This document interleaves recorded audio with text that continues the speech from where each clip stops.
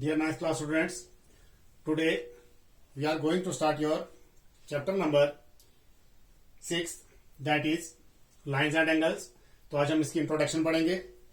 तो इंट्रोडक्शन में सबसे पहले बच्चे हमारे पास यहाँ पर दिखाए हुए लाइंस. तो देखो हमारे पास सबसे पहले लाइन क्या होती है. A line is a breadthless length. तो लाइन हम इसको तब मानेंगे जब हमारे पास जो है it is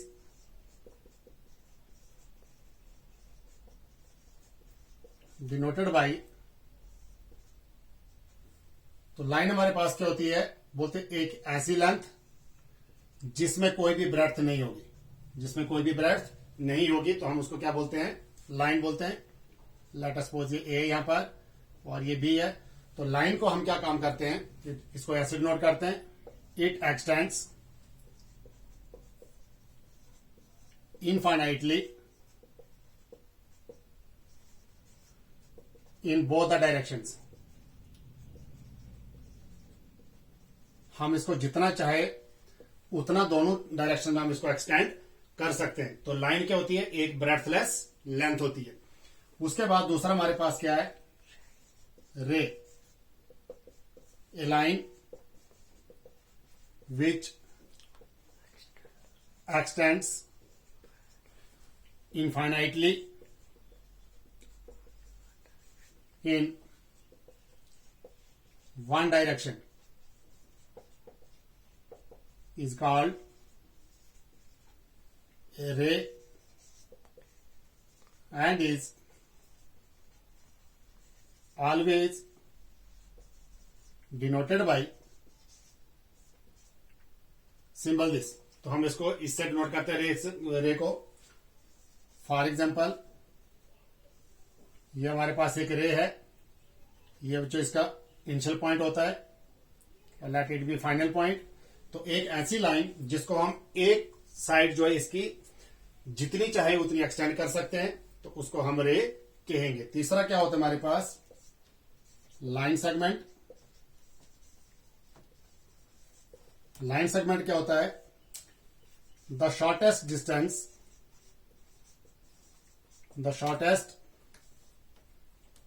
distance between two points is called a line segment. It is always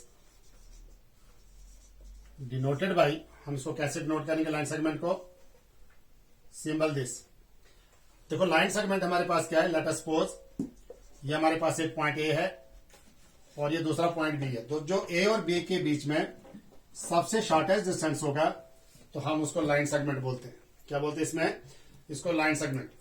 तो रे जो है उसको हम एक साइड उसकी इनफाइनाइटली जो है वो एक्सटेंड कर सकते हैं, और लाइन जो है इसकी दोनों साइड जो है हम एक्सटेंड कर सकते हैं. और रे के जो आपके पास दो फिक्स पॉइंट होते हैं, ए से लेकर बी तक, जो सबसे शॉर्टेस्ट डिस्टेंस होगा between two points is called line segment. उसके बाद डियर स्टूडेंट्स, एंगल. अब देखो आपके यहां पर लिखा हुआ है लाइंस एंड एंगल्स. अब देखो एंगल क्या होता है, a figure formed by two rays with same initial point. With same initial point is called an angle. It is denoted by symbol this. हम इस सिंबल से इसको डिनोट करते हैं. तो एंगल हमारे पास क्या होता है, a figure formed by two rays. देखो ये हमारे पास दो रेज है, let it be O A हमारे पास एक रे है और ओ बी हमारे पास दिया स्टूडेंट्स दूसरे रे है। तो देखो यहां पर मैंने क्या बोला कि a figure formed by two rays, एक ऐसी फिगर जो दो रेज को मिलाकर बनेगी, लेकिन दोनों का इनिशियल पॉइंट जो है वो सेम होना चाहिए, विद सेम इनिशियल पॉइंट। ये देखो यहां पर इनिशियल पॉइंट है, ओ ए का इनिशियल पॉइंट ओ है और ओ बी का भी इनिशियल पॉइंट कौन सा है, ओ है। तो दैट मीन्स ये हमारे पास जो बनेगा, ये हमारे पास एंगल बनेगा। तो एंगल याद रखना, एंगल कैसे बनता है, दो रेज से एंगल बनता है, लेकिन उनका इनिशियल पॉइंट जो है वो सेम होना चाहिए। उसके बाद ही बेटे हमारे पास types of angles, types of angles.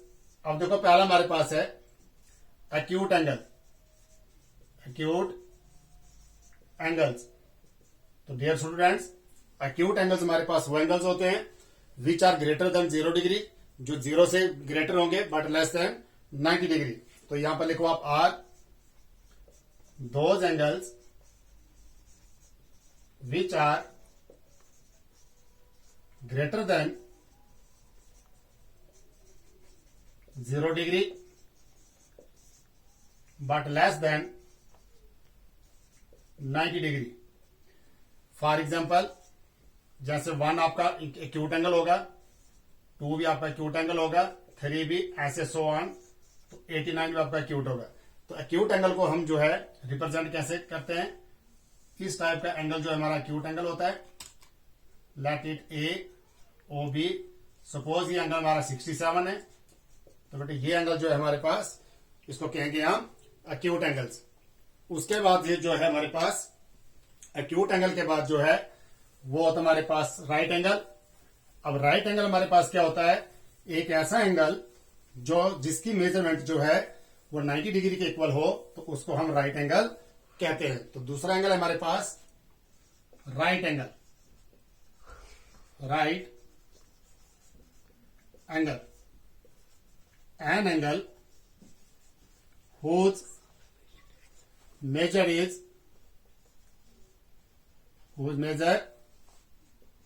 equal to 90 degree is called a right angle। इसको क्या कहते हैं हम, राइट एंगल कहते हैं। फॉर एग्जांपल, ये एक ही एंगल होता है राइट, दैट इज 90 डिग्री, और इसकी डायग्राम अगर आप बनाओगे तो ये आपकी राइट एंगल की डायग्राम है। ये हमेशा बेटे आपका राइट एंगल जो है ये बिल्कुल एल शेप में बनता है। तो ये आ गया हमारे पास राइट एंगल। थर्ड एंगल जो है हमारे पास, they are called obtuse angles. अब ऑब्ट्यूज एंगल्स क्या होते हैं, हमारे पास वो एंगल्स और those angles which are greater than 90 degree but less than 180 degree are called obtuse angles। obtuse angle जो है हमारे वो हमेशा 0 डिग्री 90 डिग्री से ग्रेटर होते हैं और लेस जो होते हैं वो 90 डिग्री से लेस होते हैं, सॉरी 90 डिग्री से ग्रेटर होते हैं और 120 डिग्री से लेस होते हैं। तो उन एंगल्स को हम ऑब्ट्यूज एंगल्स कहते हैं। For example, let us suppose 91, 92 भी आपका ऑब्ट्यूज एंगल होगा, 93 एंड सो ऑन 169 तक। तो 91 से 179 के बीच में जो भी एंगल है वो आपका ऑब्ट्यूज एंगल होगा। और इसकी डायग्राम जो है ये इस शेप की बनती है।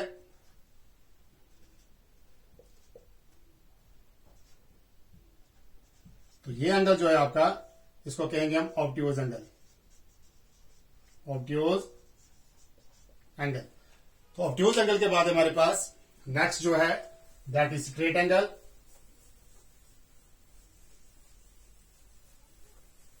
स्ट्रेट एंगल क्या होता है, एक ऐसा angle whose measurement is equal to, whose measure is equal to 180 degree.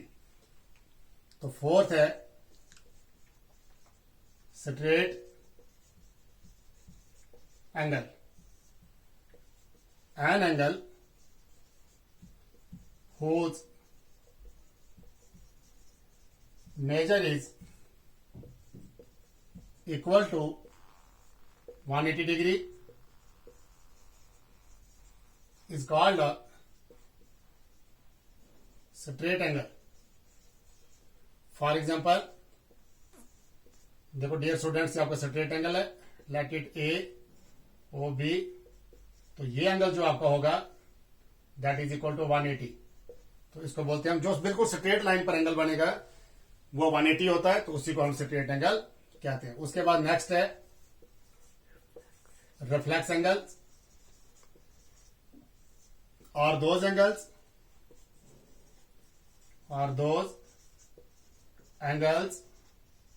whose measure is greater than 180 degree but less than 360 degree are called reflex angles। बेटे वो एंगल्स जो 180 डिग्री से ग्रेटर होंगे और लेस जो है वो 360 से लेस होंगे, उन एंगल्स को हम रिफ्लेक्स एंगल्स कहते हैं। For example 181, 182 and so on 359। तो बेटे ये एंगल रिफ्लेक्स कैसे होगा, ये बेटे जिसको मैं शेड कर रहा हूं, तो ये शेडेड पोर्शन जो है इसमें एंगल जो है आपका, इसको कहते हैं हम रिफ्लेक्स एंगल। तो देखो रिफ्लेक्स एंगल को अगर आपको मेजरमेंट करनी हो with the help of protractor, तो देखो प्रोटेक्टर में आपका एंगल जो है वो लास्ट 180 तक होता है, तो यहां ये एंगल 180 से ग्रेटर है, तो इनको कैसे आप मेजरमेंट करोगे।